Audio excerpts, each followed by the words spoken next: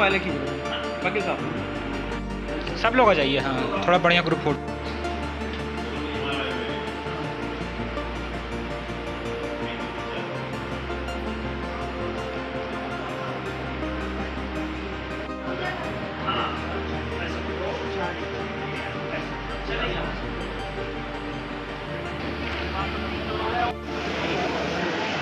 अदालत में विद्युत विभाग से संबंधित कितने प्रकरण हैं, कितने प्रकरणों का सूचना भेज रहा हूँ, मैं भेजना। देखिए, विद्युत विभाग से संबंधित हमारे 1300 के आसपास प्रकरण पेंडिंग थे जो न्यायालय में चल रहे थे, और 6500 के आसपास हमारे जो अभी न्यायालय में नहीं लगे थे लेकिन पंचनामा बनाए गए हुए।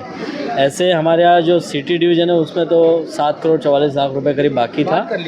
आज लोक अदालत में भारी संख्या में लोग यहाँ आए हुए हैं। आप देख रहे हो कि तीनों वनडम डिवीज़न, साउथ डिवीज़न और सिटी में लोग जो अपने न्यायालय में जो प्रकरण दर्ज थे उसमें आज राशि जमा करके समझौता कर रहे हैं। उनके प्रकरण आज निराकृत हो जाएंगे।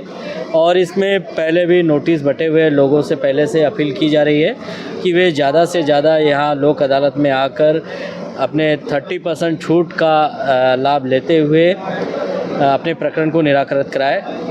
जो प्रकरण लिटिगेशन स्तर पर लंबित है उसमें 20% की छूट मिल रही है उपभोक्ताओं को। और आज भी इस काम में हमारे शहर संभाग के समस्त लाइन कर्मचारी लगे हुए जो लोगों को उनके घर पर जाके जानकारी अवगत करा रहे हैं। और यदि भुगतान नहीं होता है तो नियमानुसार जो लाइन डिस्कनेक्ट करने की कार्रवाई की जाती है वो फिर लोक अदालत के बाद कंटिन्यूस जारी रहेगी। लोक अदालत के दौरान कुटुंब न्यायालय में कितने प्रकरण आए और कितने मामलों में सुलह कराई गई? अभी तक हमने 150 जो मामले हैं वो भरण पोषण के रखे हैं, और करीब 46 मामले हैं जो डाइवोर्स पति पत्नी के विवाद के वो मामले हैं। सुबह से 8 केस में हुए हैं राजीनामा, जिसमें से 6 प्रकरण जो है वो भरण पोषण के हैं।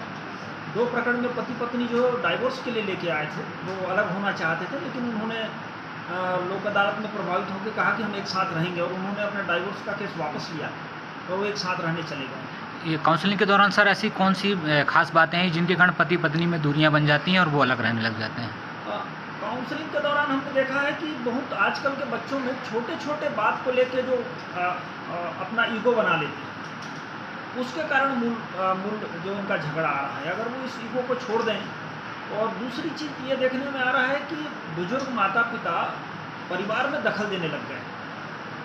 वो उनको एक समय के बाद बुजुर्गों को सोचना चाहिए कि अब हमारे बच्चे हैं वो अपने तरीके से जिएंगे, और अगर दखल देना बंद कर दें तो मैंने देखा है कि विवाद नहीं होते। तो अधिकतर जो मामले आ रहे हैं वो हमारे घर के बुजुर्गों के दखल देने से आ रहे हैं, और इसके लिए हमारे बुजुर्गों को सोचना चाहिए कि हमने अपना जीवन जी लिया, हमारे बच्चे अपने तरीके से जिए। दखल देना बंद कर देंगे तो अपने आप मुकदमे कम हो जाएंगे। जी, काउंसलरों की बात करें सर या न्यायालय की बात करें, किस तरह से उनकी काउंसलिंग की गई और कैसे प्रेरित किया गया जो आपस में वो कई सालों से अलग रह रहे थे और एक हो गए? काउंसलर में आप हैं हमारे साथ, अखिलेश जी हैं, और मैडम बघेल भी इसमें हमको मीडिएशन काउंसलिंग कराने में बेहद सहयोग करती हैं। और मैडम बघेल तो काफ़ी इस मामले में अनुभवी हैं, उन्होंने प्रशिक्षण भी प्राप्त किया है। सामान्यतः लोगों को भावनात्मक रूप से उनके पति पत्नी को अच्छे क्षणों की याद दिलाते हैं कि भाई अगर 2 साल से अगर वो साथ में रहे हैं तो ऐसे कितने क्षण रहे हैं जो उनके साथ मधुर बीते हैं, और वो कितने क्षण हैं और कितना समय है जो उनके बीच विवाद हुआ है। और जब पक्षकार मूल्यांकन करता है कि हम पति पत्नी के रूप में बहुत सारा समय हमारा मधुर रहा है, मीठा रहा है, तो उसके स्मरण में फिर वो मुकदमा वापस लेने तैयार होता है।